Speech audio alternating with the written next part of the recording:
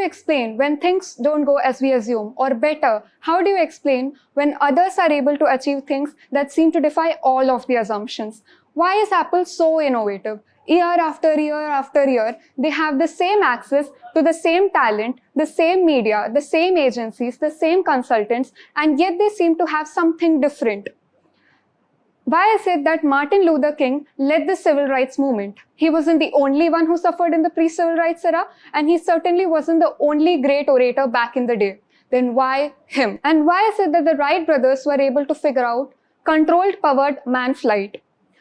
Whereas there were certainly other teams that were better funded, better qualified, and yet they were not able to achieve the controlled man flight, and the Wright brothers bet them to it. There is something else at play here. As it turns out, there's a pattern. As it turns out, all the great inspiring leaders and organizations, they think, act, and communicate in the exact same way, and it is opposite to everyone else. So what is it? Good morning, everyone. I am Anindita, and today our topic of discussion will be How Great Leaders Inspire Action by Simon Sinek. The Golden Circle. Yes, that's what it is. Why, how, and what? This little idea explains why some leaders and organizations are able to inspire others. Every single person, every single organization know what they do exactly 100%. But some of them know how they do it, and a very few of them know why they do what they do. Why do you get out of bed in the morning? Why does your organization exist? And why should anyone care? As a result, the way we think, act, and communicate is from outside in. It's obvious. We always go from the clearest thing to the fuzziest thing. But the inspired leaders and organizations, here's where they are different. They always go from inside out, regardless of their size and regardless of their industry. People don't buy what you do. People buy why you do what you do. Avsha will now expand on this thought and take our topic further.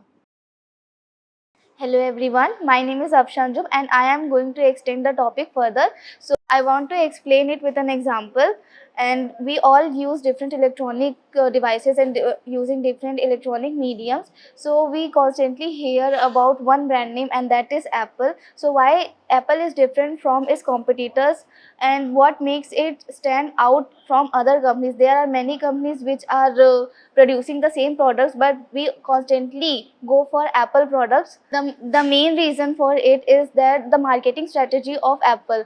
So if Apple were like any other company, it would be like we make great computers, we make devices which are user friendly and beautiful, so want to buy some of them. But people are like, no, we don't want to buy something like that. Tell people how we are different and how we are better from other, and expect them from them, expect some token of appreciation or some purchase or something like that. Like we are opening a new law firm and we are having great lawyers, we are having the biggest clients, and we are working for the benefits of our clients, but still it is very uninspiring.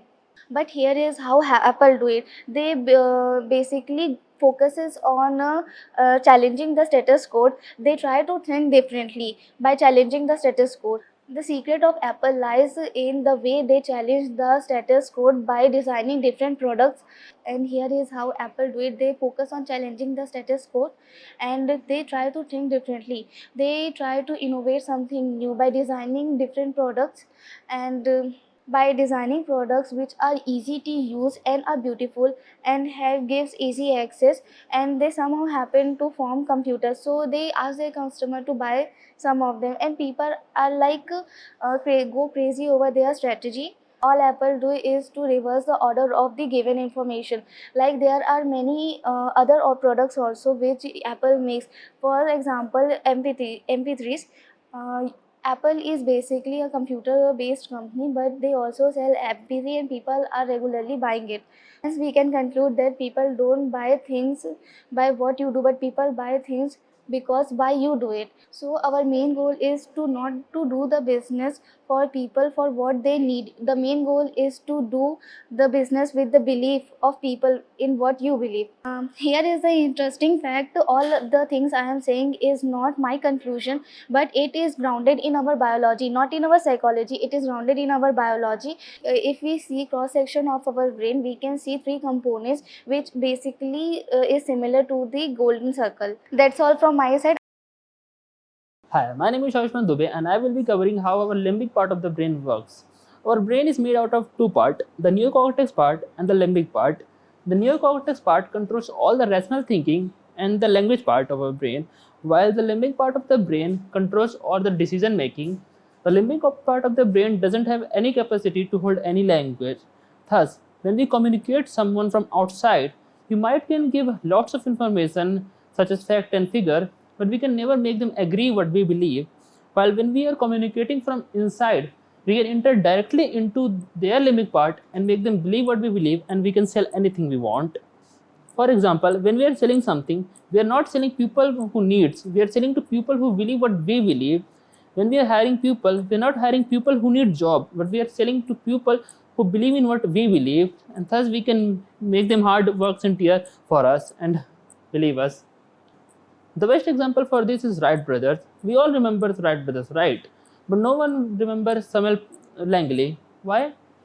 Samuel Langley had all the things he needed to be successful, yet he failed, and we do not remember him. But Wright brother, we all remember him, right?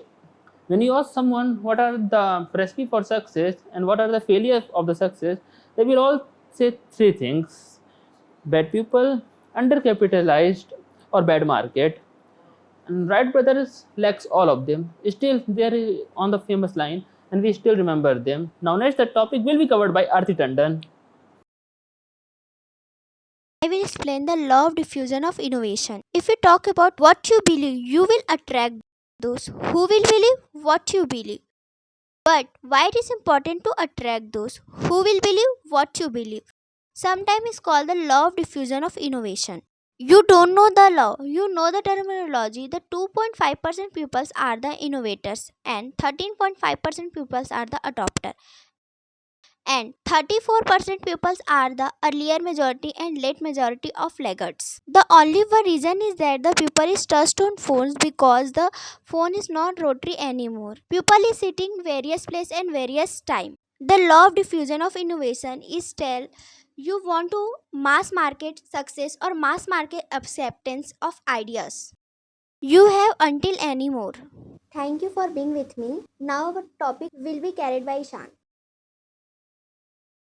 Hello everyone, myself Ishan Sonkar from Mining Branch.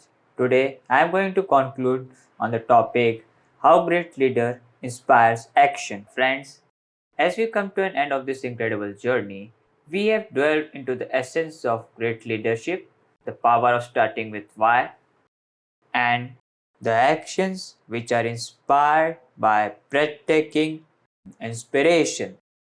Leadership is not confined to any place or title, it is within each and every one of us. Remember, your why is the bedrock of your action. Embrace it wholeheartedly and lead with authenticity. Let us inspire others to tap into their purpose and creating a ripple effect of positive changes. Together, we can shape the world. Purpose-driven leadership will become the norm and the action will be fueled by genuine belief and inspiration. So, my friend, as we come to an end of this journey, I implore you to embrace your purpose, rally those around you, and ignite the flame of inspiration and lead with conviction. Thank you for embarking us on this incredible and beautiful journey. Now go forth, lead the world with purpose, and leave an extraordinary impact on the world. The world is waiting for your leadership. Thank you.